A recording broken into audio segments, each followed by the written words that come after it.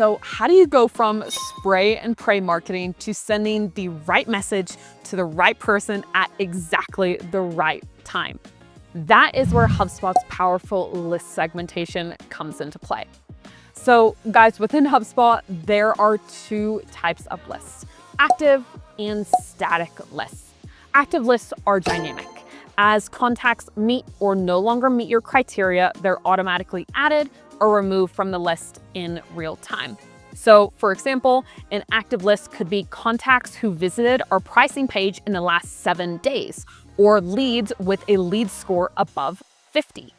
Static lists, on the other hand, capture a fixed set of contacts at the moment you created that list. The list will stay the same unless you manually add or remove contacts. And the real power comes from how you define your segments. So HubSpot lets you filter based on a lot of things like contact or company information, past activities and behaviors, email engagement, website visits, form submissions, and much, much more.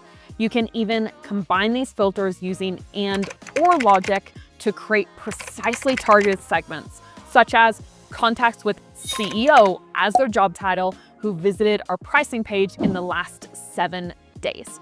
Once created, these segmented lists become the foundation for everything from your email campaigns to workflows to ad audiences and personalized website content.